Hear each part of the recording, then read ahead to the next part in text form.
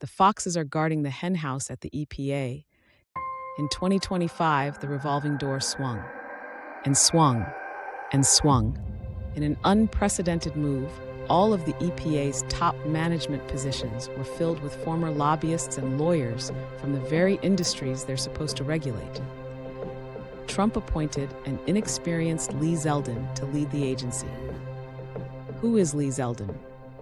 Zeldin represented New York's 1st District, Eastern Long Island, in Congress after serving for 4 years in the New York State Senate.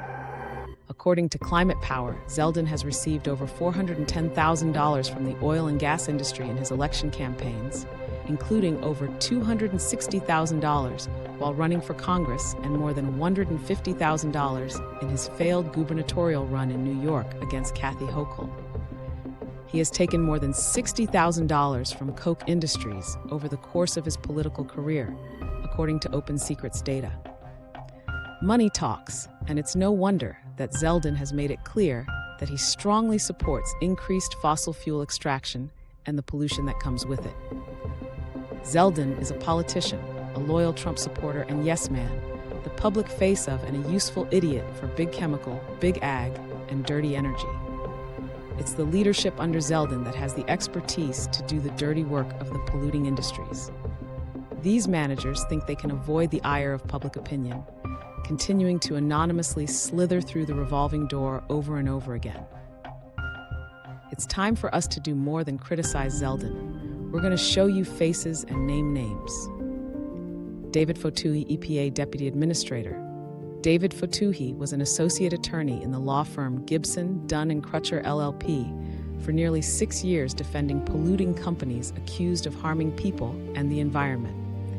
He went through the EPA Revolving Door during the first Trump administration, tasked with rolling back clean water and climate regulations.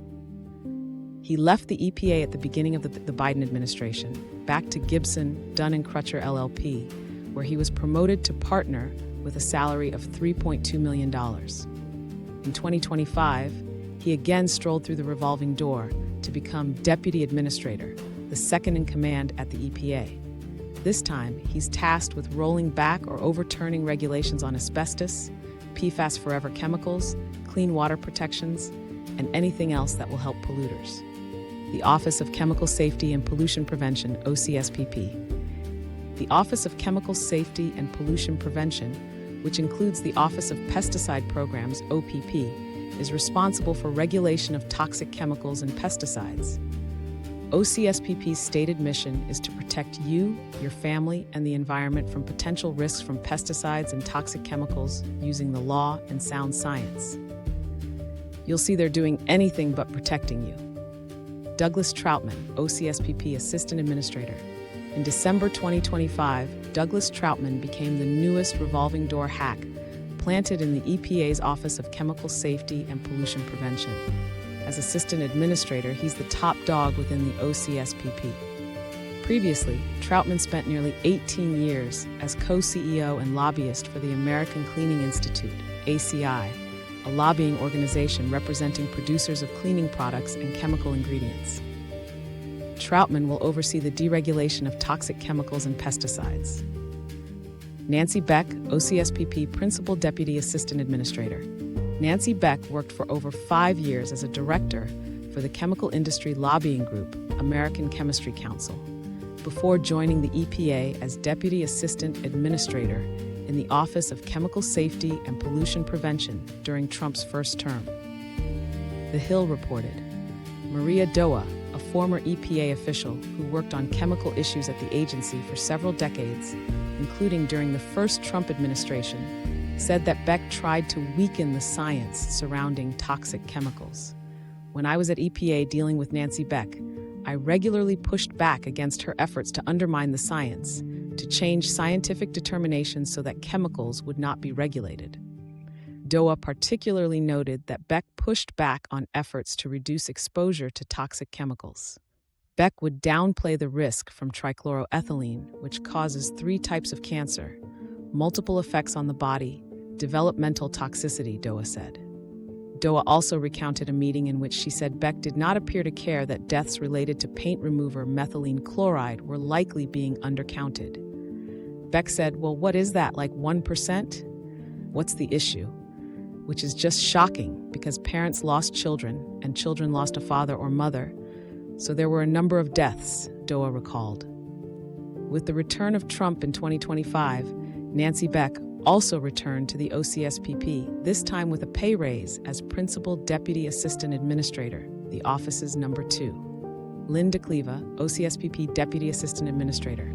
Lynn DeCleva worked for the chemical giant DuPont for over 32 years before being appointed by Trump during his first administration as the Associate Deputy Assistant Administrator within the OCSPP. She then left and spent 3 years as Senior Director and Lobbyist for the American Chemistry Council. During that time, she led a lobbying campaign attempting to stop the EPA from regulating carcinogenic formaldehyde. In 2025, she was brought back to the EPA with a pay raise as Deputy Assistant Administrator in the OCSPP. In December 2025, the EPA announced a proposal to double the threshold for inhalation exposure to formaldehyde. The American Chemistry Council has also tasked her with abolishing a program under which the agency assesses the risks of chemicals to human health. Kyle Kunkler, OCSPP Deputy Assistant Administrator. Kyle Kunkler worked as a senior lobbyist for the American Soybean Association, ASA, for over 5 years before being appointed to the position of Deputy Assistant Administrator in the OCSPP in June 2025. During his time with the ASA, he lobbied Congress on pesticide policies and against pesticide regulations. The ASA has been part of Bayer-Monsanto's industry coalition, lobbying states and the federal government for pesticide harm immunity. Shortly after being appointed to be in charge of pesticide policy at the EPA, Kunkler got right to work doing the bidding of the agrochemical industry. The EPA is proposing to reapprove cancer-causing, highly volatile, and drift-prone dicamba herbicide, which federal courts have twice restricted, while Bayer-Monsanto is preparing to increase its use by developing GMO dicamba-tolerant sugar beets. EPA Office of Land and Emergency Management. According to the EPA's website, the Office of Land and Emergency Management works to protect the human health and environment of all communities by preventing contamination, cleaning up and returning land to productive use, and responding to emergencies. Stephen Cook, Olam Principal Deputy Assistant Administrator. Stephen Cook is a pollution industry lawyer that has also twice passed through the Revolving Door. His first stint at the EPA as Deputy Assistant Administrator in the OLIM was, surprise, surprise, during the first Trump administration. OLIM is the EPA office that oversees toxic waste cleanups. He left the agency as the Biden administration took over.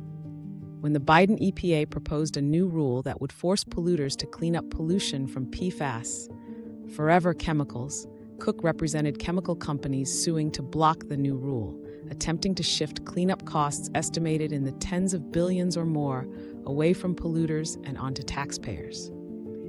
In January 2025, Trump gave him a senior role, Principal Deputy Assistant Administrator in OLIM. In summer 2025, the new PFAS cleanup rule was reversed. The revolving door must close. To be clear, there has always been a revolving door, and resulting corruption at the EPA under past Democrat and Republican administrations alike. But what we witnessed in 2025 was a total takeover of the EPA by industry and the firing of scientists who normally serve as a bulwark against corruption by political appointees. We, the taxpayers, are paying this swamp $200,000 plus salaries to destroy our health and the health of our environment. All of these individuals will have even bigger financial prizes waiting for them after the second Trump administration ends and they slither through the revolving door back to industry. The U.S. Congress created and has purview over the EPA. We must demand that this affront to America's health ends. Congress must fire every single person named in this video. Then Congress must reform the EPA so that the revolving door is forever closed. Please sign the petition to Congress and like and share this video to help us get the word out. Subscribe to our YouTube channel and click on the bell notification so you don't miss any of our new content.